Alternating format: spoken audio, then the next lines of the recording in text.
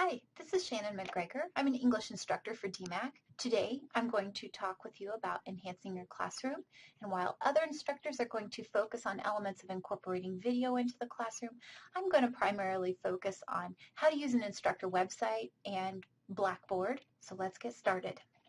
From anywhere on the DMAC website, you can get to instructor websites by going up to the HR enrollment menu and then just cursoring down to the instructor websites link. That brings you to this page, and you can look through these instructor sites. You can also click a letter and you'll be taken down to the bookmarked area. And I'm just going to click on my own instructor website. On my home page, I just have some basic information about myself, my office hours, etc. I have some links over to the right-hand side that I did add using the links option in SharePoint. And of course, I uploaded an instructor picture and just a graphic that I made years ago.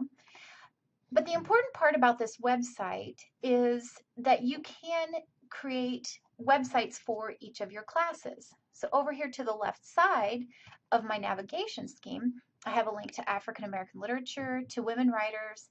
I've also created some other websites that I use with committee work and departmental work. So you can create sites like that as well. I'm going to show you through my women writers course. At the beginning here, I've just put in some basic information about the course and an overview of what assignments and what approaches that I take. And then I have another section that links students into writing resources.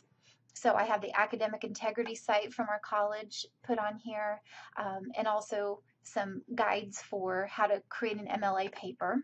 I also have a link to Smart Thinking, which is our tutoring, our online tutoring program here, and it's in addition to our writing lab. And then I also have a link to Turnitin. So students can always get to where they need to upload their assignments if they are on my page. Over to the left, where my libraries are, I have a link to course materials. This is where I upload my syllabus and any handouts or reading guides assigned during the semester. I also have a list of links. Some of them are to my textbook website, as well as some helpful websites about literary criticism. I also have theory sites, as well as advice sites about writing. And then I have a number of links to important documents that I might have them read during the semester that they might use for research in their actual paper assignment. So here's one that I've linked to the National Archives. It's a letter by Susan B. Anthony. So you can put all sorts of information here on this site. If I go back home, I'm on my home page again, then I can click to Turnitin. I can log in, and my students, of course, can do that as well. If I need to start working on a class, I have a big green button. Green means go, right? And I can just add a class and call it Women Writers Lit 190 Spring 2015. I can set up a temporary enrollment password that I can give to the students, and then they can add themselves into the class. I'm a little more particular than that. I like to add them in at the beginning of the semester. It emails them a link to be able to access Turnitin when I do that. So I can go to my classes, which are all right here. I can just narrow it to the active classes that I'm working on. And what this BB designation means is that this is a Blackboard Turnitin integration. So Turnitin can actually be integrated into Blackboard as well. You can use some of the functions in Turnitin and Blackboard, such as grading and having the students upload their papers. You can assign a rubric to that paper. You can go through and add comments and grade. And Turnitin also has audio components to it, so it's very helpful with papers. I'm not going to take you through all of the features of adding an assignment or anything. I have another tutorial for that later, but you can easily add assignments here and add students in under this Add Student tab. You can add them in one by one, or you can upload a whole list really easily. You can add in your grade book, which in that tutorial I show you how to do that too, but I just wanted to point out that you can put in late attendees and absences, and then the grades and the actual assignments just build across the sheet here, and then the students names just appear down here to the left. You could also create libraries for assignments. You can add items. As you add assignments in, it's going to add them into the calendar. So these things function and integrate pretty well together. You can manage your rubrics, create fresh rubrics, use parts of old rubrics and copy them over, and you can also use peer mark in here. And peer mark is the peer review, peer editing function in here. You can also create a new topic for your students to be able to hold a discussion online. And then, of course, you can link to your URL for your class. You can activate or deactivate certain aspects of the class as well. But it's a very nice system to not have to commit to going to Blackboard, but still have some enhancements and a grade book for students to be able to manage their assignments. Another method that I use to enhance my classes is to use Blackboard. Now, for literature classes, I use the Instructor site and Turnitin. It just seems to be a lower threshold way of enhancing for my students. And they can still see the videos that I have created or that I've linked them to, but it seems to be less cumbersome for some of those students. I do enhance all of my composition classes with Blackboard. So this class is actually one that is taught traditionally. And so we're on the announcements page here.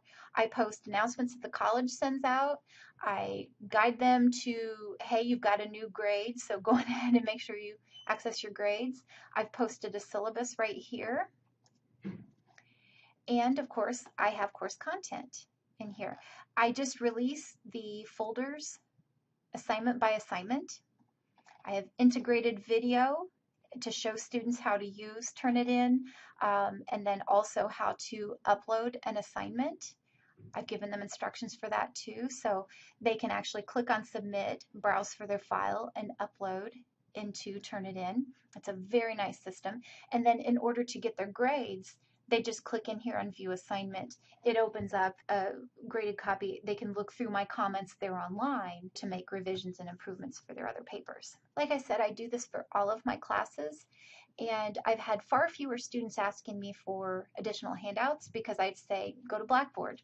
Right in Blackboard, I have the assignment guide that we're currently working on, and students can look through that, print it off, do whatever they need to do. They can upload even if they're not in class. They, of course, can miss an assignment, but they have the opportunity to turn something in because I do have this online assignment box. So if they can't come in for peer review, but they have their rough draft done, then they can upload and get half the participation points for that day. And then the other participation points come through being present for peer review and working on someone else's paper. They've just missed out on those points.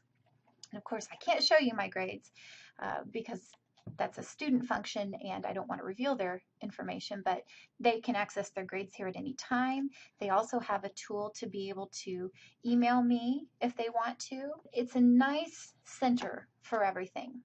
So do students still get a little worried about having too much technology in the classroom? Of course they do.